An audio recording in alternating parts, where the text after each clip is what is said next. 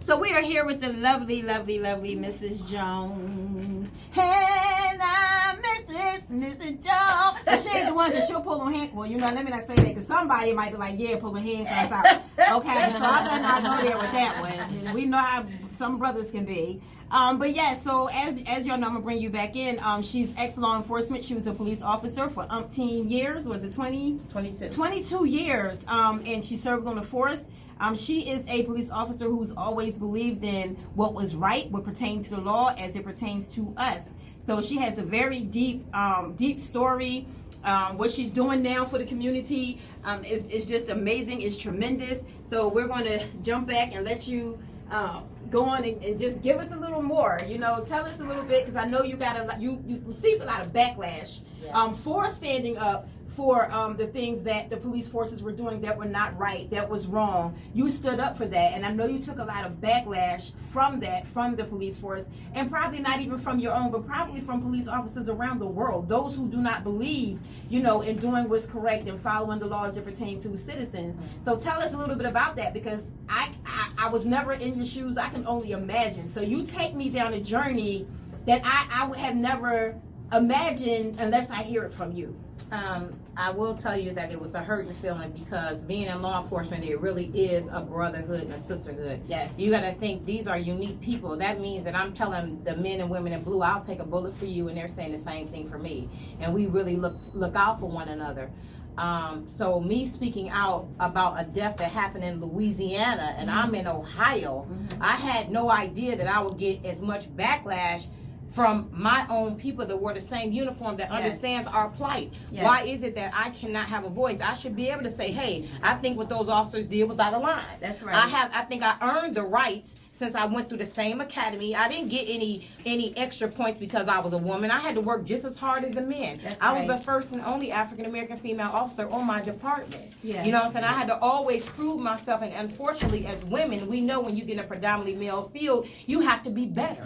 Right. You always have to be on your P's and Q's. So with that being said, it hurt me because I thought these were my brothers and sisters. And I thought even if you didn't agree with me, that's fine. We can agree to disagree, but not to come at me and start threatening my life, threatening to put a bullet to the back of my head, saying all kind of derogatory things about me, to go get back on welfare and dance in the street with the cooties. That hurt me. Oh, wow. Yeah. You know what I'm saying? And then at the end of the day, for me to go to work in my department and feel like these guys are saying we don't want to work with her. People were calling off. They didn't want to ride. We're not going to back her up.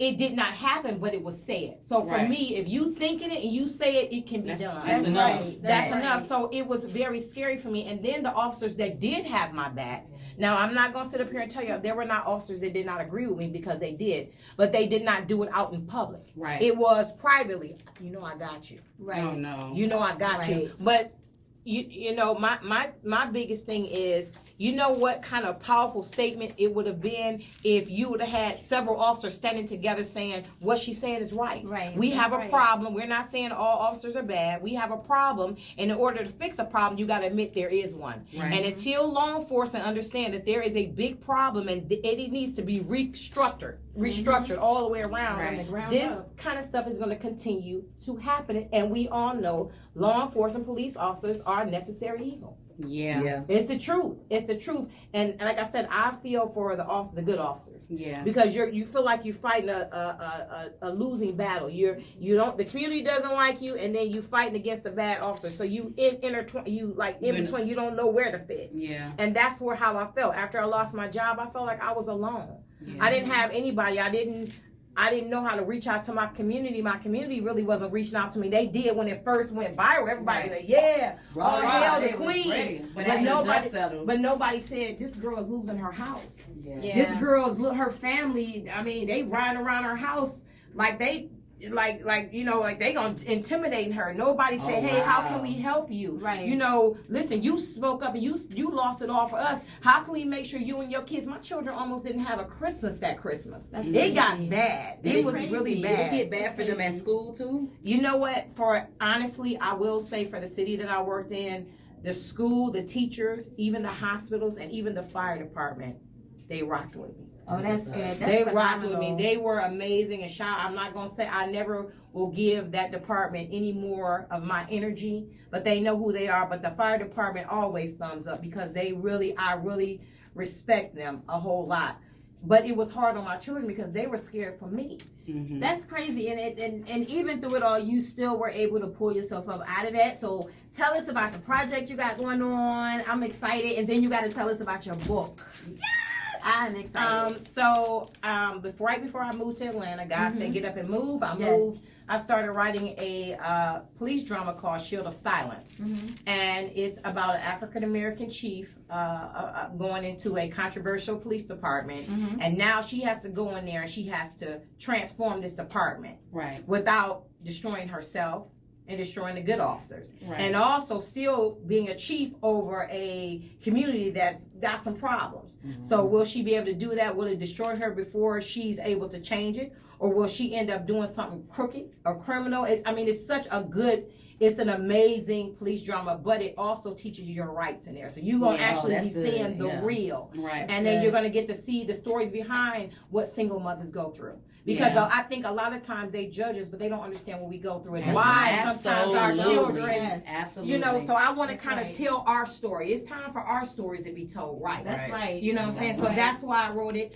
The book. Yes. The book was birthed out of my pain, baby. I know that. That was like a labor. When I tell you, after I started writing it after the video went viral, and then I hit a real hard point in my life, and my best friend, and I love her to life, Jocelyn, she pushed me like, come on, Kai, you can do this. Like, this woman would come when I got depressed and make sure I took showers, took care of my children when I couldn't get out the bed.